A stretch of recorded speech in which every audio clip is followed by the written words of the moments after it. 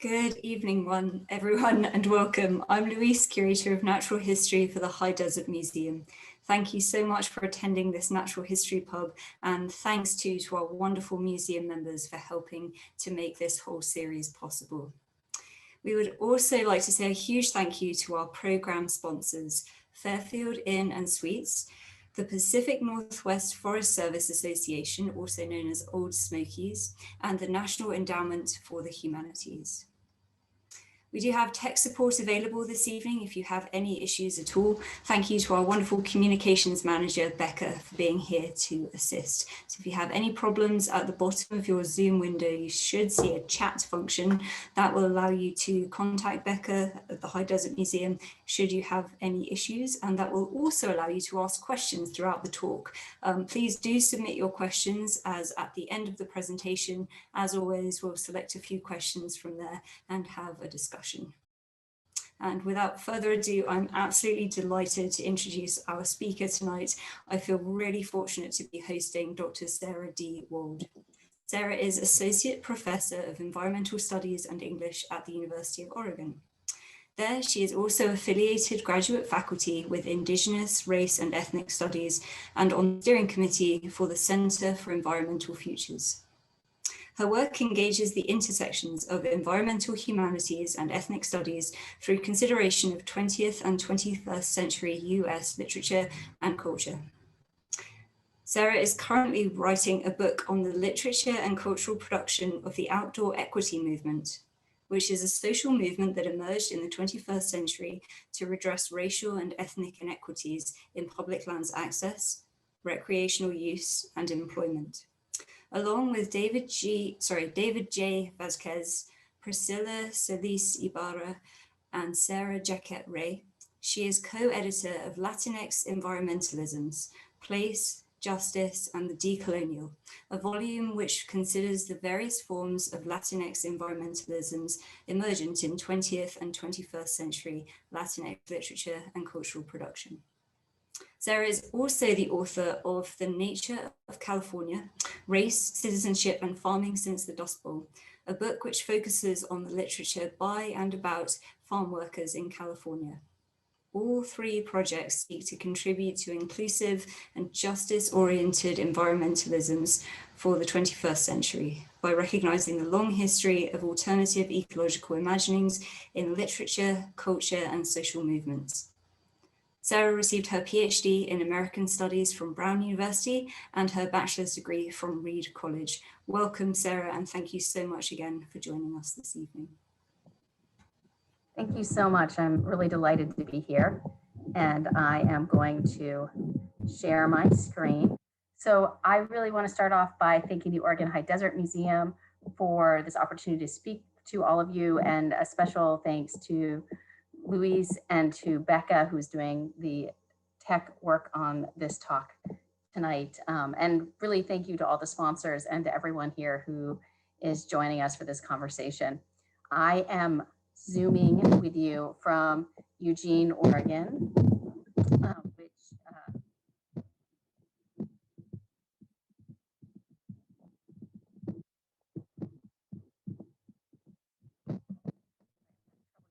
advanced. There we go.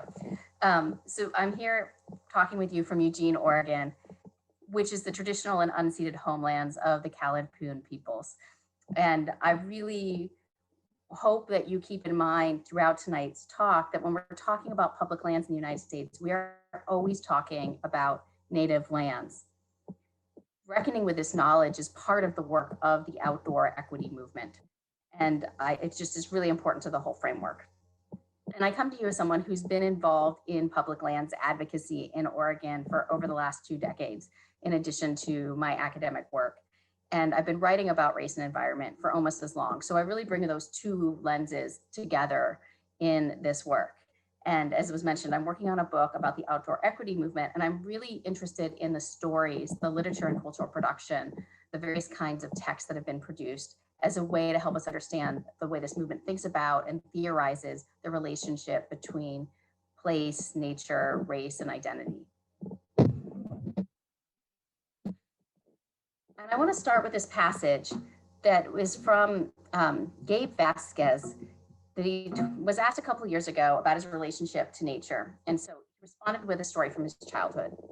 When my family and I first got to Caballo Lake in New Mexico, we threw our lines in the water, and it wasn't long before a game and fish officer came to check our licenses. Because it was our first time fishing and we were from Mexico, we didn't realize we needed a license. The officer claimed he couldn't understand what my dad was saying, so we called Border Patrol. Border Patrol detained my dad that afternoon at a county jail in Truth or Consequences. They released him several hours later because he had not done anything wrong. Despite that harassment, my dad told me to stay strong and that the outdoors were a place for everyone. We got our fishing license that afternoon and went back to the river. Since then, I've tried to spread the same message. The outdoors are for everyone. There are many ways that Gabe Vasquez has sought to spread this message, and one of them is as the New Mexico coordinator for the organization Latino Outdoors. And Latino Outdoors is a grassroots nonprofit organization founded in 2013, and it seeks to increase access to the outdoors and nature, to build a network of Latinx conservation professionals, and to mobilize Latinx advocacy for expanded public lands protections. In 2019, you can see me looking for my exact numbers over here, Latino Outdoors organized 190 outings for 3,300 people with more than 90 volunteer leaders in over 20 locations in the US. And they collaborated with over 250 distinct organizations. In Oregon, there are chapters of Latino Outdoors in both Portland and in Bend, where the museum is located. And Latino Outdoors responds to the historical and ongoing exclusion of people of color from outdoor recreation and the conservation movement. And in doing so, it challenges the racial construction of nature, the environment, wilderness, and public lands as white space. Vasquez's story echoes many contemporary narratives of people of color in outdoor spaces. In a viral incident in 2020 that I believe many of you probably heard of, Christian Cooper, a Black bird watcher, asked Amy Cooper, a white woman who was walking her dog off leash in the Ramble in New York City Central Park, to leash her dog. There were posted signs that you're not supposed to have your dog off leash. Amy responded to this request to obey clearly labeled laws by threatening to call the police and tell them that she was being threatened by a quote African-American man. And she did follow through on that threat. When she finally leashed her dog, Christian Cooper said thank you and walked away. So this was an incident that really gained notoriety for the cavalier way in which Amy weaponized her white womanhood. What she revealed there was her belief that the police were going to punish Christian Cooper for his Blackness more than they were going to care about her violation of the laws of the park.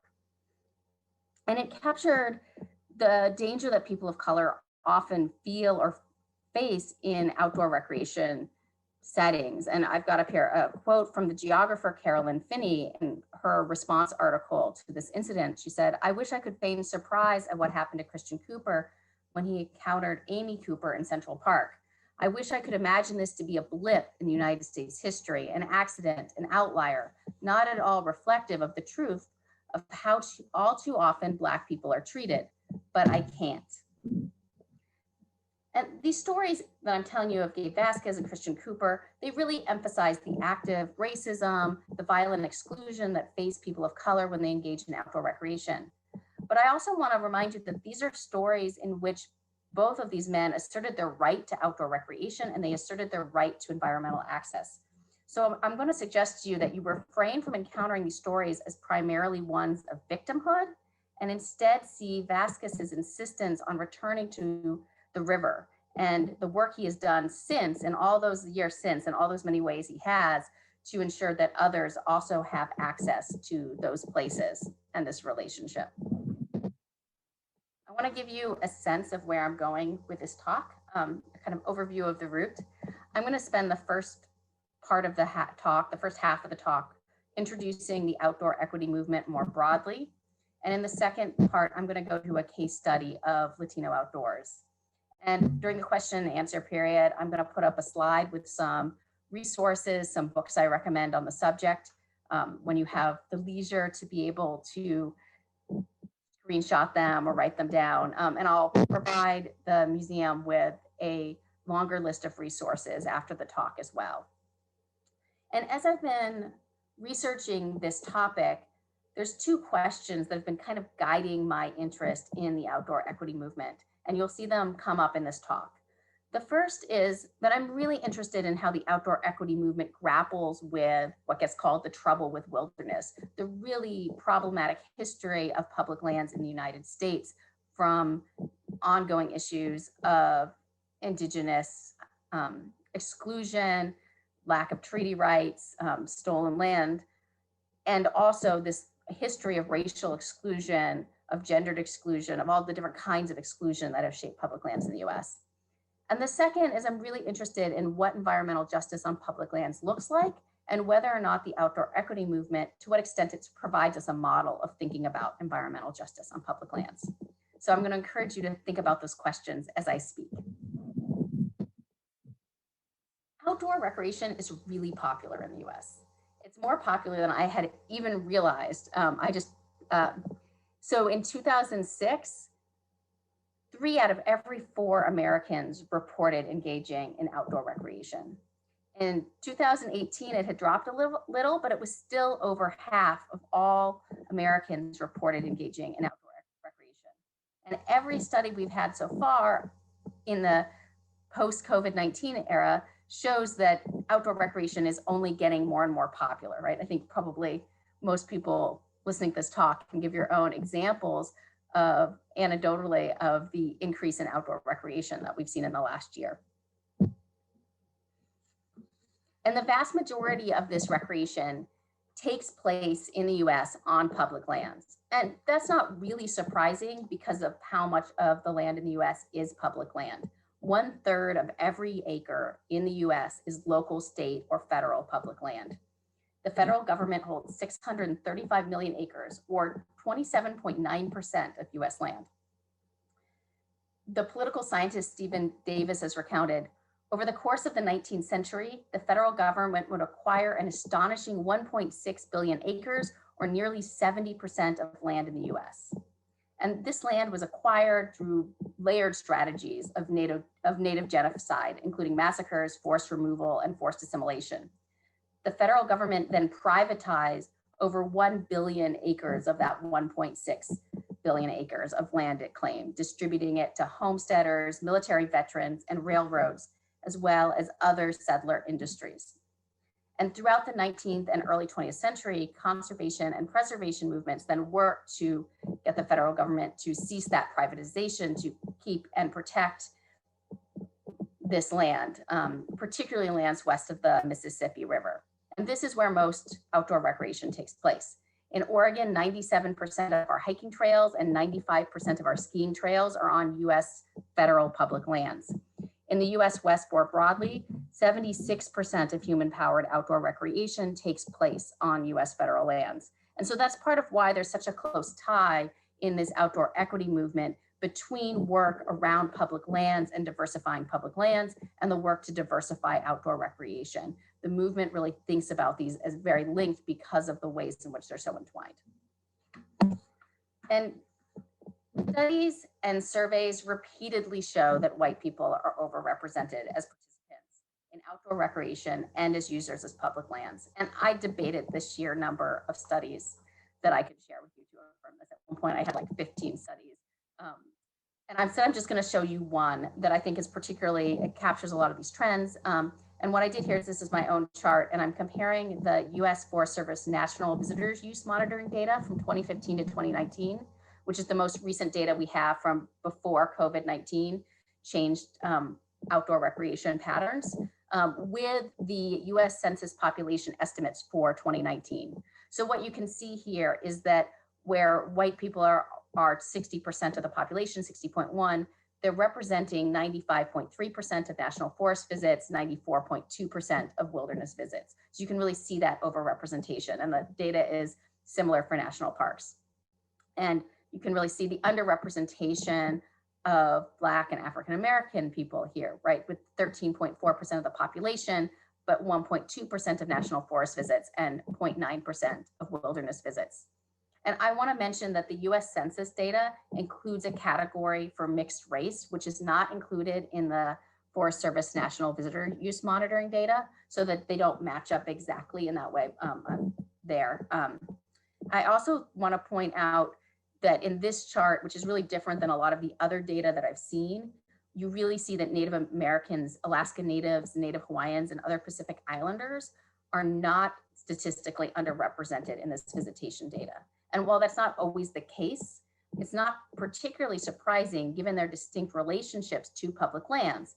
As you recall, all US public lands exist on the traditional homelands of Native Americans, Alaska Natives, and Native Hawaiians. And many of this land is unceded territory, and many treaties guarantee continuing rights for traditional uses, from first foods to sacred sites. And while those uses are not typically captured in the recreation data, there is that really different relationship to land. And so I think that's part of what's going on in this data here.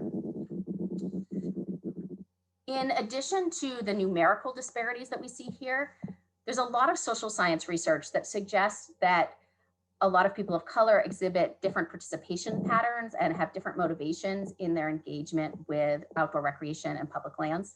For example, they're more likely to recreate in urban national forests, which are national forests that are within a certain distance of a population center of 1 million people or more. And this is due to proximity of urban residences. They're also more likely to engage in day use than in multi-day recreation. And really, Deborah Chavez and her collaborators have been behind a lot of the most interesting and exciting work here. And they've demonstrated that Latinos congregate at particular sites rather than across all sites in urban national forests, and that they're more likely to attend recreation sites that family and friends have previously visited. And for many, especially for Mexican immigrants, studies show they're more likely to congregate at natural areas that remind them of home. And so this suggests that people of color are not being equally served by outdoor recreation planning and management that centers on white experiences and white preferences. There are many, many reasons for this inequity in public land recreation use, and it doesn't serve accuracy well to simplify it or to suggest one or two overarching reasons. There are economic, geographic, and infrastructure barriers. There's a racialized outdoor leisure identity, which is the way in which, I mean, think about all the jokes about camping as a white thing that show up in everything from that blog, things white people like, to the show Blackish. And when we think about advertisement studies that have been done on advertisements, who gets represented as hiking, white people are overrepresented. And this overrepresentation isn't just a sort of response to the reality of the who's actually doing this, because the representations are disproportionate. They're actually, representations show a smaller number of percentage of people than actually do. And this is an area where we've really seen a lot of change in the last 10 years. And I think we're going to see a lot of change, partly because of the outdoor equity movement. There's also a long history of exclusion and discrimination. We talk about segregated campgrounds. We can talk about access to national parks, and there's a long history here. We can also think about what are national parks, or I'm catching myself saying the word are, which I think is problematic given the histories of these lands. But I want to think about national parks and national forest sites, national monuments, the kinds of histories that are told there, and whose sites are, what kinds of memories are captured in those sites. And then finally, I think we need to talk about the hierarchy of uses, which is this assumption that certain kinds of activities on public lands and in outdoor recreations are sort of more true or more authentic. Think about the romanticization of these like through hikers on the Pacific Coast Trail, what it means to go and do a several month long through hike versus, or a week or two in a wilderness area versus a family picnic with a barbecue by a lake. And that one of these is, that's just not often considered as having equal environmental value or equally recognized as a use on public land. I also think we need to think about race and ethnicity as not the only factors at play here. And I think it's important that we recognize that class plays a role in these disparities as well. And wealthy Americans are 3 times more likely to visit national parks than poor Americans, to sort of give one example of how class plays out as part of these barriers. However, there's a lot of research that have shown that while these economic disparities exacerbate racial and ethnic inequities, they don't fully explain them. I have been teaching about this topic for quite a few years, often in big 200-person lecture classes. And I've learned that when I talk about the material I've already told you and the material that I'm going to share next, there's a lot of common responses that are not accurate. So I want to offer some cautions before I go on. The first is to avoid homogenization. One thing that happens in a culture of white supremacy is that white people get individuality, and we often think about or talk about other people in groups. And so there becomes the story of why Black people don't go hiking, or how do we get Asian Americans to use these trails in a way where we don't talk about white people in that way, and we recognize the differences and diversity of, not all white people go hiking either.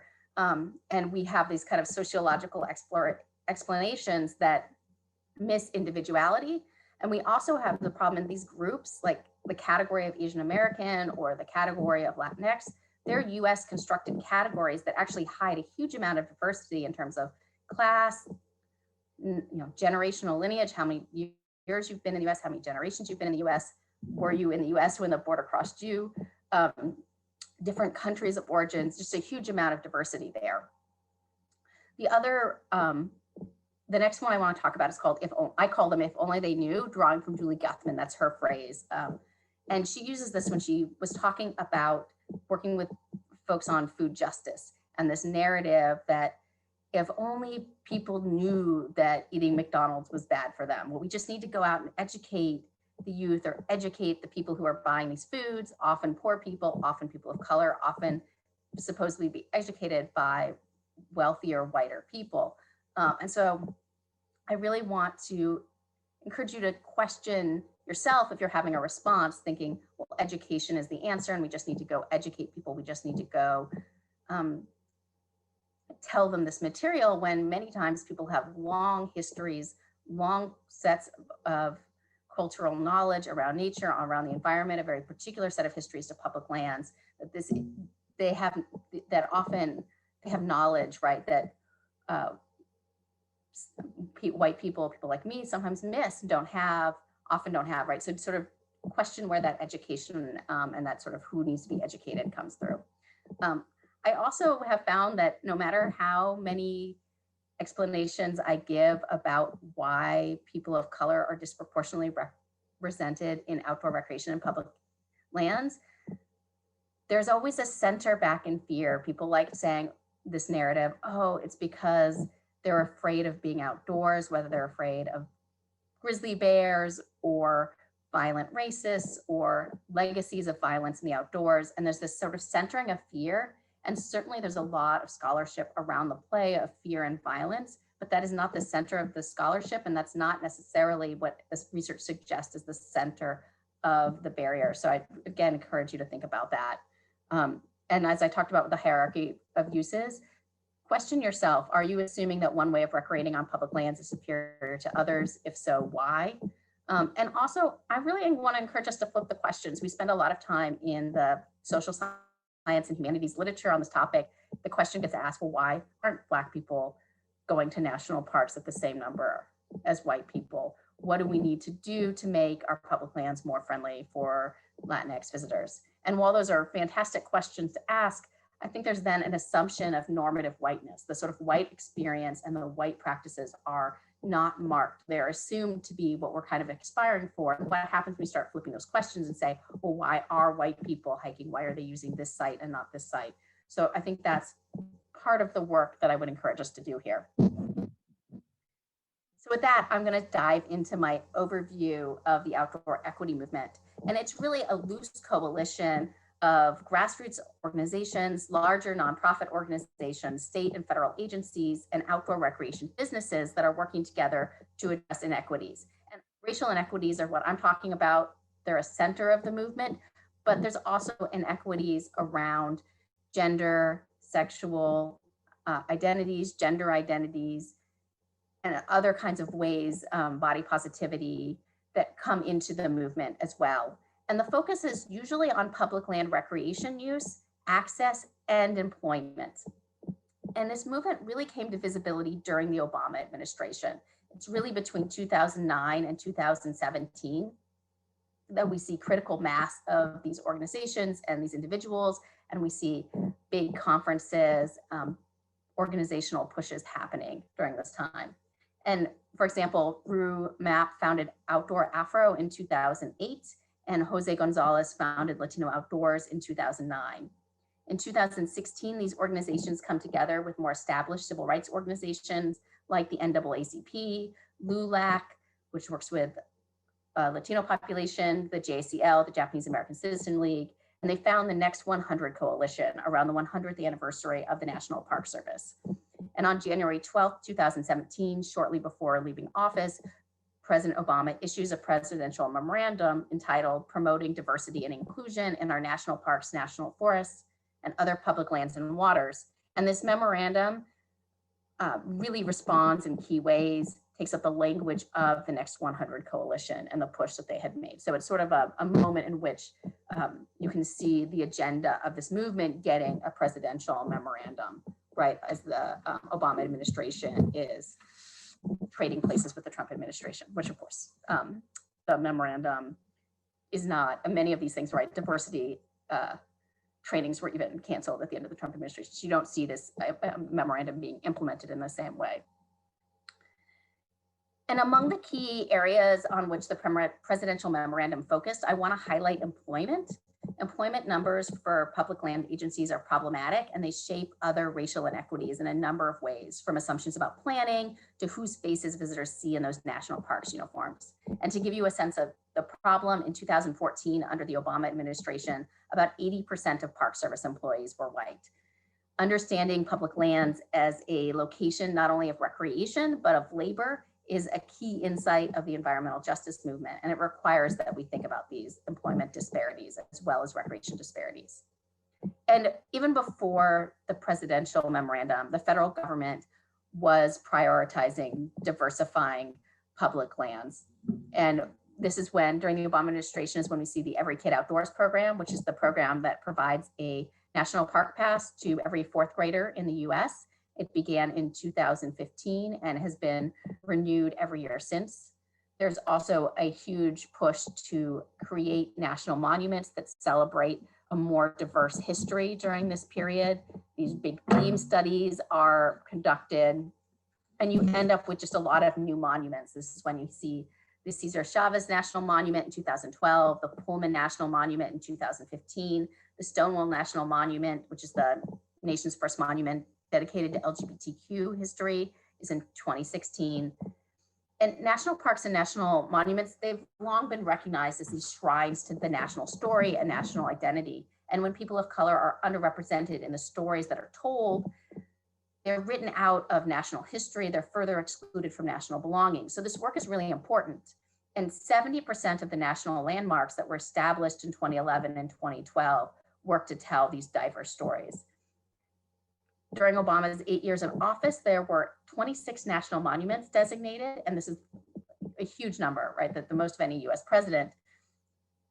But even in the midst of all of this diversifying, and after this big push in 2011 and 2012 for these new national monuments, only 24% of national parks and national monuments as of 2014 had that primary purpose of recognizing figures, cultures, and events of traditionally underrepresented communities. The movement also includes a lot of work on social media and representation. This has really been, in some ways, I would say, a central pillar in shifting how we think about outdoor recreation. And again, this all happens in a very short period of time. To give a couple of examples, you see Unlikely Hikers. It shows up in 2016, which is Jenny Brusso's organization. Danielle Williams founded Melanin Base Camp in 2016 as well. Drag queen Patty Gonia's account starts in 2018. And what you see happen as well in 2018 is the Diversify Outdoor Coalition, the hashtag Diversify Outdoors.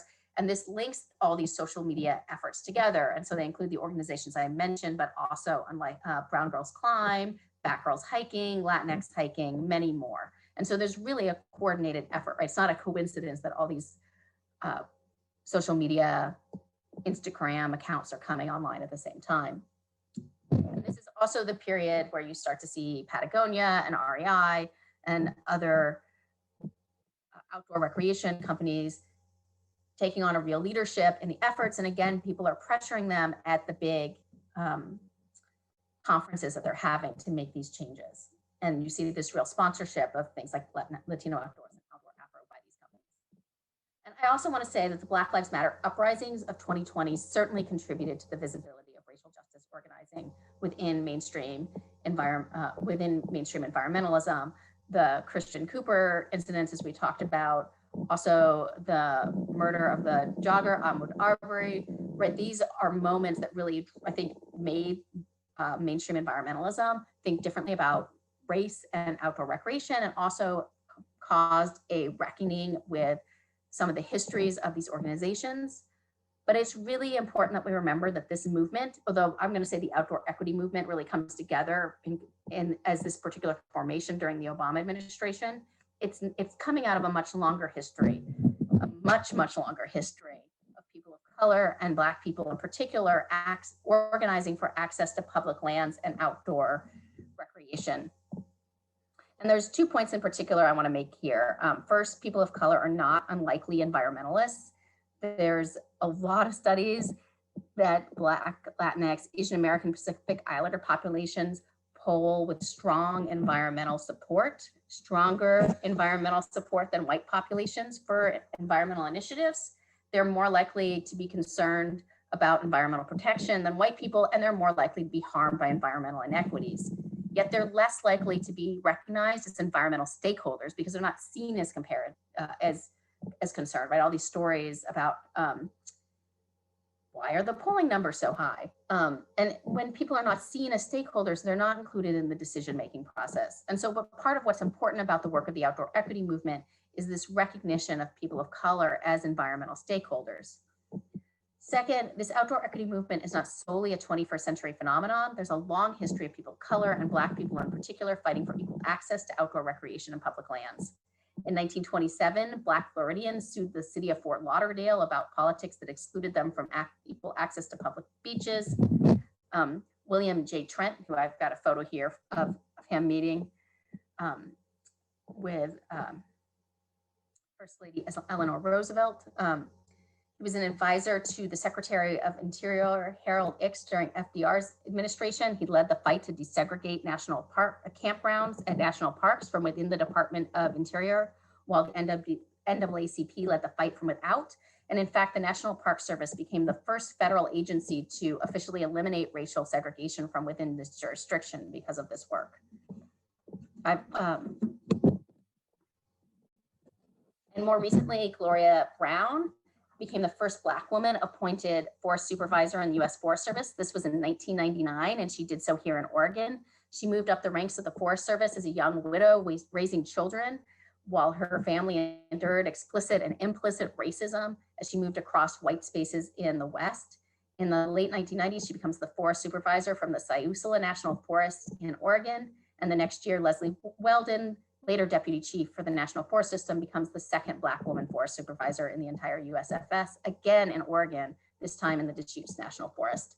And this particular, I think, speaks to me as someone who was involved in forest activism in the late 1990s and always heard people talking about how the Siuslaw Forest was doing things a little bit differently in terms of its environmental work in the exact same years that Gloria Brown was the forest supervisor. And never once did I hear anything about Gloria Brown. And so when some of the more, when this book came out more recently, that was really showed me some of the ways in which the environmental movement's history hasn't been told.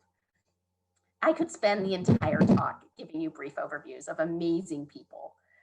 There are countless individuals and groups who have fought for equal access to outdoor recreation in concert with its rise in popularity in the US. And so this is a history that we don't tell, and it has consequences for outdoor recreation and public lands. So one of the big questions the movement has had to grapple with. I'm moving on now to the trouble with wilderness. And it's this problematic history of wilderness and public lands in the US. And the trouble with wilderness is a phrase by historian William Cronin. And one of the ways in which people have really criticized the history of conservation and public lands in the US is as forms of settler colonialism. And settler colonialism describes the processes, ideologies, and power dynamics that occur when colonizers settle with the intent to stay on land inhabited by others. And I have a quote from, I did not attribute it. I'm going to update this slide. This is Kari Norgaard's quote, and her book is there. This particular social formation of colonialism is characterized by the elimination of the original inhabitants, elimination of indigenous knowledge and political, social, and ecological system, and their replacement by those of settler society. And I really want to emphasize that settler colonialism is an ongoing process. It's not a discrete event in the past. Settler colonialism involves not only land theft and displacement, but it also involves the disruption of indigenous ecologies and indigenous cosmologies. US ideas of wilderness are of an a priori nature, originally uninhabited, created without human intervention. And that idea relies on a settler colonial logic that ignores indigenous relationships to the more than human world and embraces these indigenous cosmologies. US conceptions of wilderness in the late 19th century to the 20th century understood nature as fully separate from humans. The 1964 Wilderness Act codifies this, and this idea of that wilderness is land untrammeled by man, where man himself is a visitor who does not remain. And this is really incommensurable with many native worldviews based on the idea of relationality. And this is what indigenous scholars have called kincentricity, as distinct from both anthropocentricity and what is often seen as its opposite, biocentricity or ecocentricity. As US historians have long shown, the US conservation movement has gone hand in hand with native dispossession. The federal government established national parks and national forests around the same time as reservations. And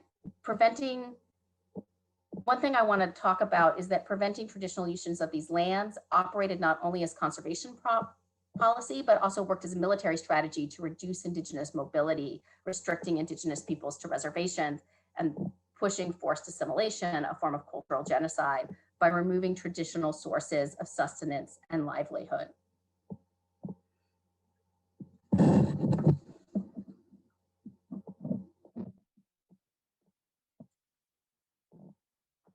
This troubling history, which I could go on and on for, but I'm going to limit myself, raises some questions about the work of the outdoor equity movement. To what extent does the outdoor equity movement reify this problematic notion of public lands as America's best idea, a legacy of American exceptionalism, and in that way serves the interests of settler colonialism? In other words, does it simply expand access to new groups to an essentially problematic notion of nature, human nature relationships, and conservation? Or does it have the power to fundamentally shift popular understandings of nature and the environment? Might it result in transformation and management practices and the very meanings of public lands? And my answer is that the movement at times does both, and that the important cultural work of the movement is complicated and full of contradictions. I think you'll see that a little bit as I talk briefly about Latino Outdoors. And I do think that the organization Latino Outdoors successfully challenges the wilderness model at work in traditional conservation movement. And I'm going to pull a number of passages here that are like the passage I started with from their Yo Cuento blog, which is a crowdsourced blog that has been, as of 2019, more than 100 individuals have contributed to it. I haven't counted numbers in the last, since 2019, but they've continued to post new people's blogs on there. So it's continuing to grow, and it includes this rich tapestry of environmental experiences. And I want to talk about one that I find really intriguing by Jasmine Antonia Estrada. And she's talking about a moment in her childhood where she's, quote, sitting in a red plastic chair with the words Coca-Cola written on it on the top in the heat of Guatemala City. And the corporate capitalism of the Coke label, the artificiality associated with the plastic, this red plastic chair, and the urbanism of the city, that elicits much that mainstream environmentalists depict as nature's opposite, right? The ills to which wilderness supposedly offers human respite. But in this moment, Estrada insists, quote, I was part of nature deeply. The The mix of concrete and potted plants was the beginning of my understanding that there is no right way to be part of the nature that you are. So here we see Estrada rejecting a binary in which nature and humans are distinct, right? She perceives herself as no less part of nature, seated in a plastic red chair, than she would be on a hiking trip through a federally designated wilderness area. Another compelling post, Luis Villa, who's currently Latino Outdoors Executive Director, moves beyond redefining nature to challenge common definitions of outdoor recreation. And he contends that his afternoon at a lowrider event is just as much outdoor recreation as his morning spent hiking at Bear Creek Redwoods Open Space Preserve. For Villa, what is essential is leisure and fun. And furthering this case, he points out that lowrider events frequently take place at local parks, beaches, and other public spaces, the same kinds of locations that we see picnics, walks, and other activities more conventionally accepted as outdoor recreation. And his choice of an activity centering the automobile really challenges this perception of motorized recreation as fundamentally anti-environmental. Instead, he showcases how even lowriders afford Latinx communities opportunities to gather and enjoy public space. And I think these work, I think these work together to create a Latinx outdoor recreation identity that's at the heart of the kind of work that Latino Outdoors is doing, and the way that they're configuring these different kinds of nature and outdoor recreation as being central still to a conservation culture. For example, Latino Outdoors founder Jose Gonzalez has stated, in their heart of hearts, Latinos are conservationists and environmentalists. And in other documents, Latino Outdoors talk about unearthing our conservation cultura to showcase how conservation roots have been ingrained in Latino culture for generations.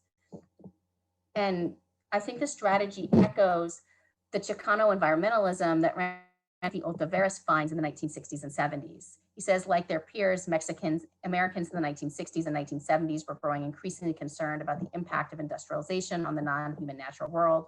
Chicano and Chicana progressives felt alienated by mainstream environmentalism's sharp philosophical distinction between human and non-human need.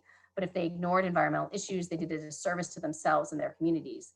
Their response was to formulate a distinctive Chicano-Chicana environmentalism, one that drew on Mexican-American tradition and that joined ecological concerns with social concerns. And I argue that we're seeing the same kind of work be done by the organization Latino Outdoors, naming a form of conservation that is responsive to particular needs, drawing people in to be recognized as stakeholders, while also refusing to fall into this binary of distinction between humans and non-humans.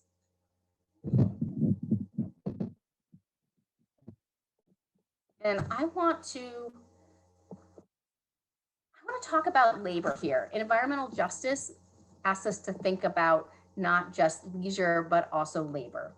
And the stories that Latino Outdoors tells counter exclusionary understandings of environmental identities that naturalize Latinx outdoor labor, while criminalizing Latinx outdoor leisure. And I want to bring us back to this passage that I started with. This quote, which I'm not going to read you, is the same story of Gabe Vasquez and his attempt to go fishing and the Border Patrol being called. And I want to say that one of the things that's really significant about this passage is what we're talking about here isn't labor, it's leisure. There is a claim to pleasure, and there's a claim to environmental belonging through that kind of pleasure. And Latinx studies scholars have long argued that the US seeks to incorporate the labor of Latinx peoples without granting them full citizenship. And this is the essence of much US immigration policy, which realizes the tension between capital's desire for cheap labor and the national racial rhetoric about the cultural purity of the white body politic. This act of fishing that Vasquez is describing is radical because it is not productive. It is not about profit, it is about pleasure. And it counters these arguments that I'm sure we've all heard, that we need to have good immigration politics because Latinx peoples do jobs that white people won't do, right? This sort of economic argument that that's why we need immigrants, because immigrants do this work that white people don't want to do. And what you have, I think, happening in a lot of this push on recreation, particularly Latinx recreation is it claims a kind of environmental belonging, this belonging and right to fish, for example, that's not about capitalism, and it's not about making somebody's profits or doing some job that somebody doesn't want to do. It's finding a more radical possibility for what does it mean to be here and to belong and to have an environmental identity. And that's really, I think, at work in this phrase that the outdoors are for everybody.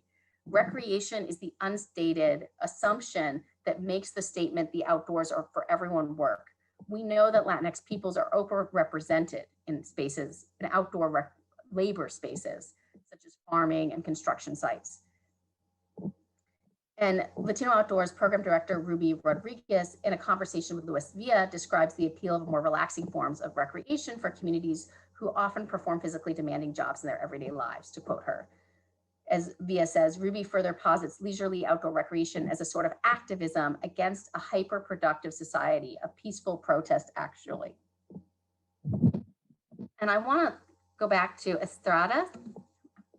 See me weaving people back together. This is the person I spoke of earlier who was sitting in that red plastic chair, claiming her belonging to nature in this urban environment of Guatemala City. And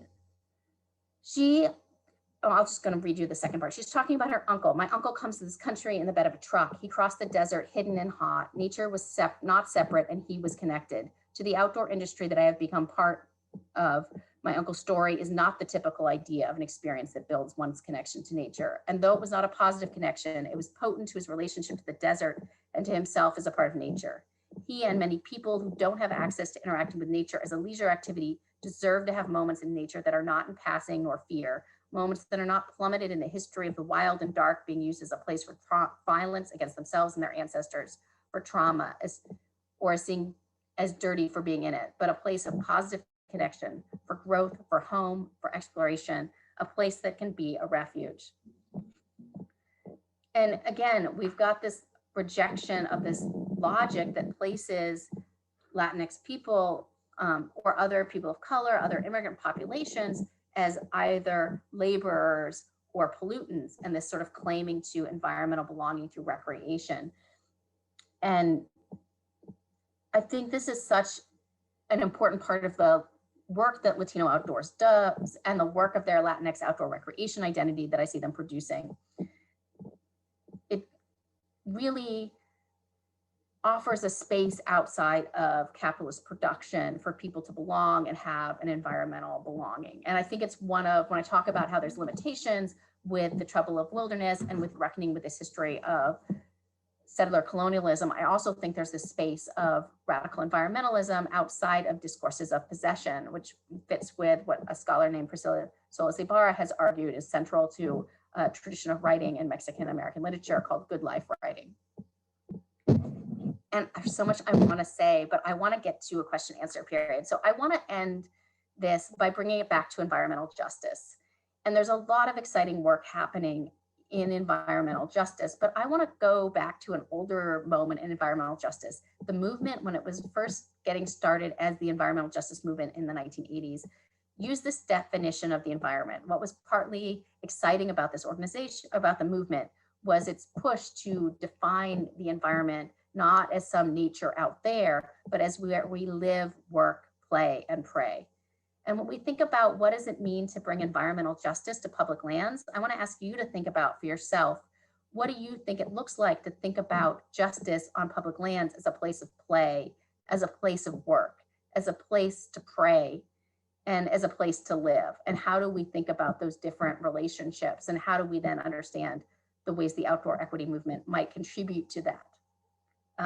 So I'm going to open it up there and hear more about the kinds of areas you're excited to hear more about. And again, encourage you to check out some of these books that I've posted up on the screen. Thank you so much, Sarah. And yes, please feel welcome to submit your questions again at the bottom of your screen. If you start moving your cursor, you should find some options at the bottom of your Zoom window pop up. One of those is chat. Select that and you can type in your question. We're ready for you. Unless you've just left everybody speechless, Sarah. While we're waiting for some questions to come in, I have one for you, Sarah. If If you'd like folks to leave this evening's talk with just one takeaway or thought, what would it be? The biggest one is that the racial justice movement needs to take place in our environmental movement, and it needs to take place in our public lands movement, and it needs to take place in our outdoor equity movement, that environmentalism is not outside of the conversation around racial justice. And I would say the second one is that I think the environmental movement needs to reckon with that we're part of a settler colonialism, that I am a settler environmentalist, and what does that mean, and what does my own history of public lands activism mean for going forward? Thank you. Oh, we do have a question from Ron. They ask, do you perceive that the promotion of outdoor recreation by commercial entities such as REI may exacerbate the problem of class division in the recreational use of public land by implying that a user must be well equipped in order to recreate outdoors? It's a great question, Ron. Thank you. That is such a good question. I think it's absolutely could have that kind of effect. And I think REI spends a lot of money on work with groups like Latino Outdoors, specifically in providing gear to people. I think part of what is going on with these organizations or these businesses is that they're savvy, right? They know that we're moving towards majority minority population. We know that white people are becoming less and less part of the population. And so if the main people buying your products are white people, that's not a good business strategy. And there are quotes from folks like Patagonia and from some of the in Columbia sportswear that are sort of explicitly saying that this is a strategy they have, that a lot of their support for this fits into a marketing strategy, a long-term marketing strategy. And so I worry a lot about what these organizations, what their sort of money does, while I don't blame anyone from taking their money. And I think a lot of it does come from a place of good intentions. It also comes, it's not itself outside of a profit motive. Thank you. Nicole says, hi Sarah, this was great. I agree. It seems like you're looking at social media, memoirs, etc. Do we also see these kinds of issues taken up in poetry or in fiction? Another great question. Thank you, Sarah. Nicole. Yeah, thank you, Nicole. That is a great question. And I am in the larger project interested in fiction and poetry. I am interested in a lot of creative nonfiction. You see, I've got Laurette Savoy's Trace up there. I think J.D. Lanham's work and essays. I think we can, and Lanham has poetry as well. A Sparrow's Envy is another place where you see this coming up. I also think we see it showing up in novels. I mean, I think you can read Matt Johnson's Pym is about, in some ways, whiteness and adventure narratives. And I know there's a lot of people, including people at University of Oregon, who are doing exciting work on that novel in terms of the way it fits in with colonialism and whiteness.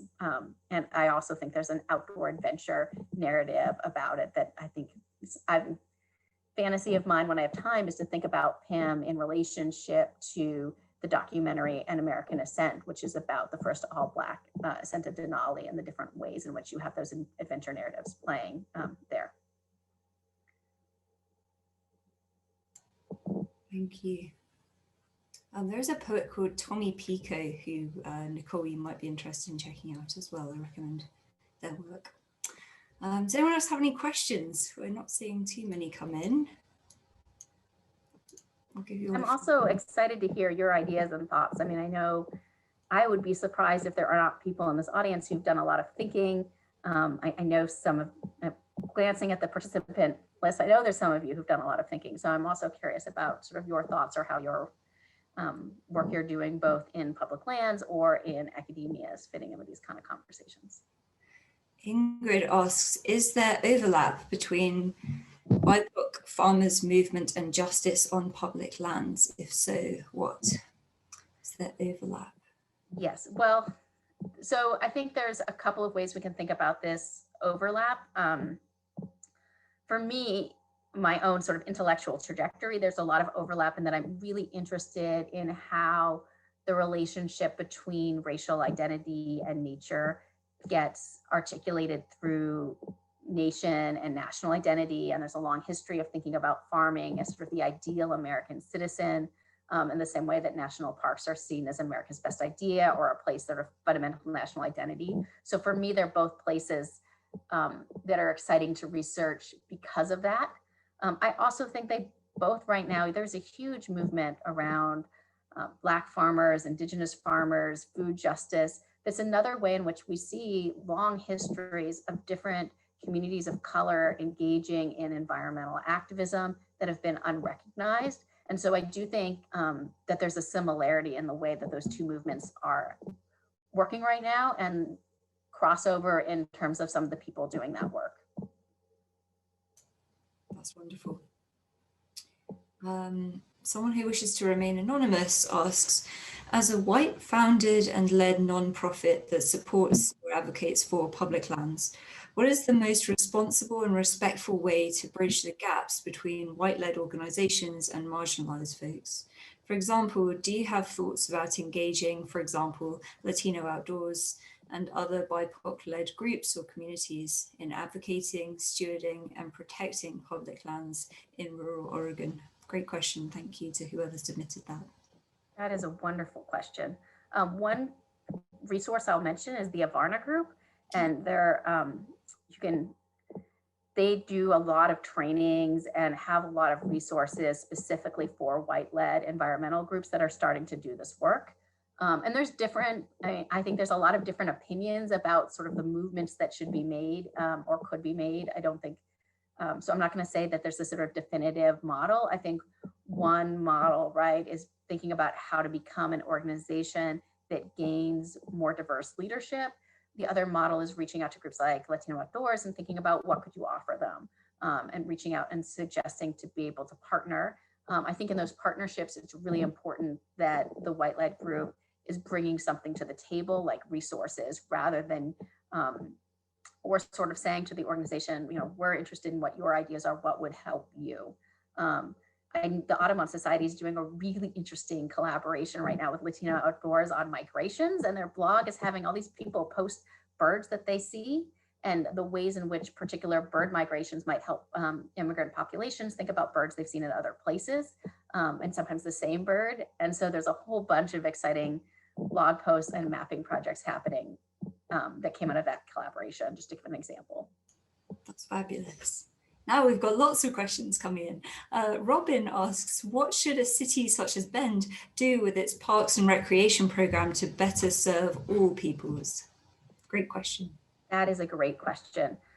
So I think that there's so much to be done. I think it's starting with an assessment of sort of who's using parks and and then bringing in community leaders to make sure that the groups who are not getting represented in parks. And I know, I haven't read any studies specifically on Bend, but I know that like Oregon state parks have the same numerical problems that the federal government, federal lands have. So I think that is an important place to think about work and partnership. I've talked a lot about race. I also really want to put a push for thinking about disability and universal access at parks as well.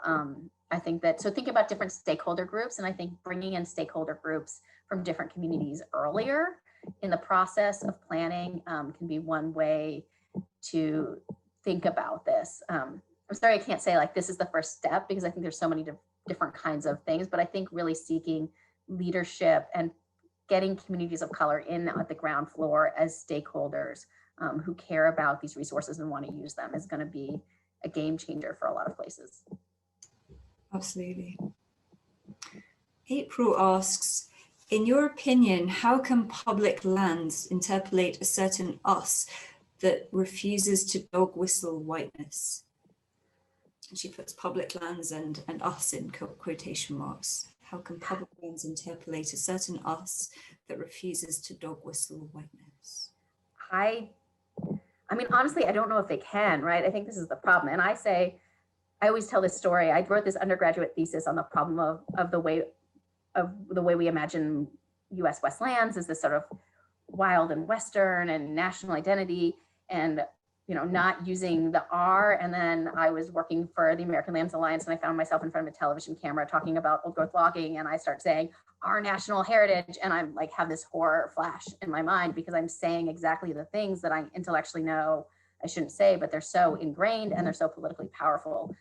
Can we ever talk about us with public lands? What does it really mean to have public lands when public lands are right, all stolen lands?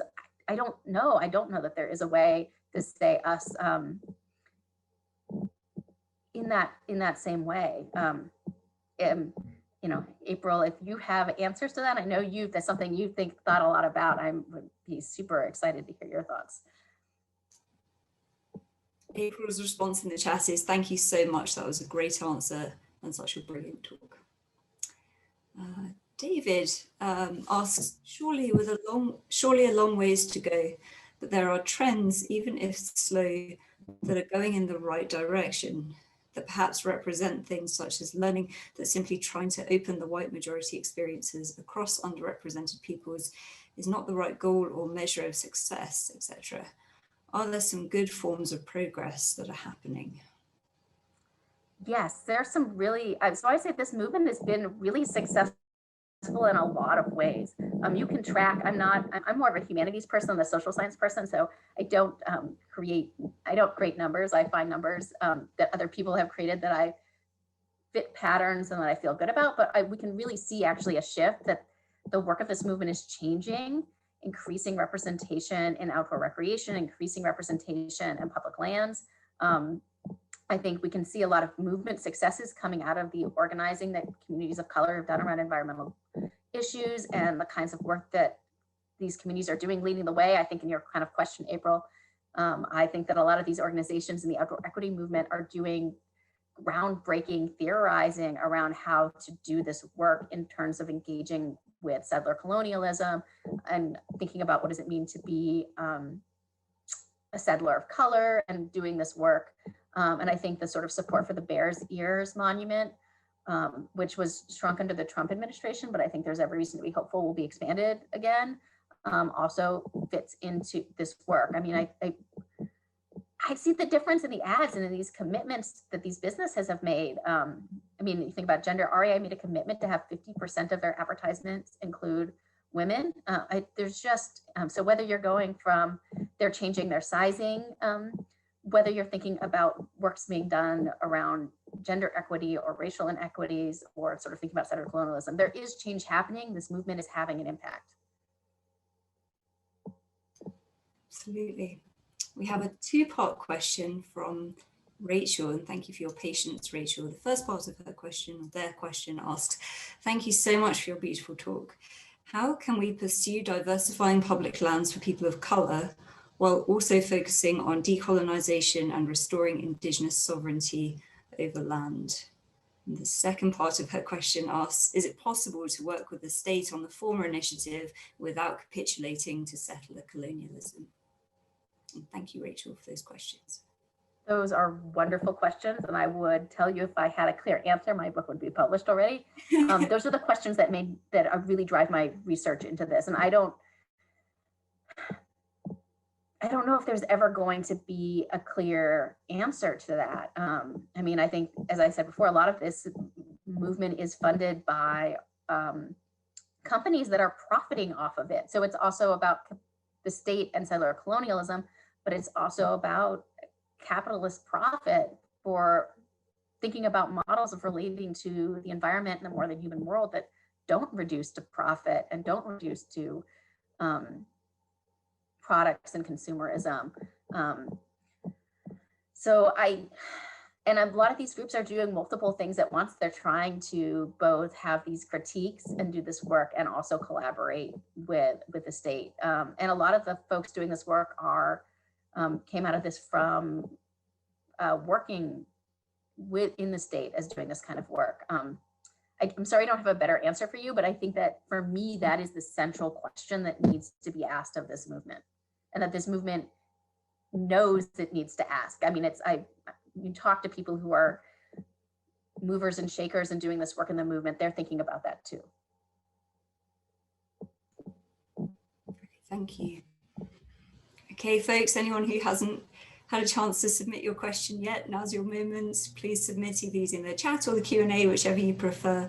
We'll give you a couple of minutes in case you have any last burning questions. Otherwise, we'll say goodnight. But I want to make sure everyone gets their questions answered. And everyone's been submitting such wonderful questions this evening. Thank you so much for participating. This is really lovely to get a conversation going between everyone.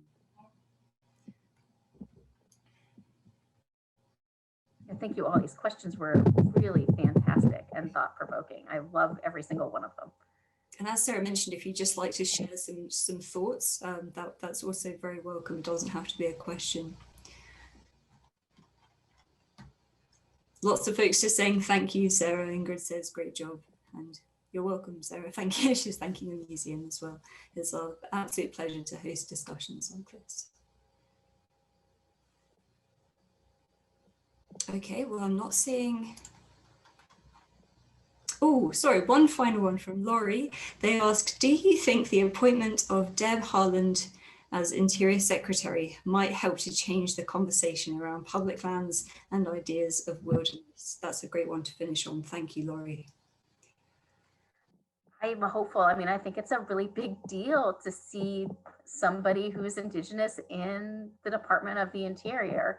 And I think that, yeah, I am hoping that we'll at least start to have that conversation, and I am confident that she'll push that conversation. I do think that there are conversations we need to have about sovereignty and sovereignty on land that sometimes fit with white environmental agendas and sometimes don't. And yeah, I'm excited about the possibilities for the conversations that her appointment might spark. Absolutely, cause for optimism, I think.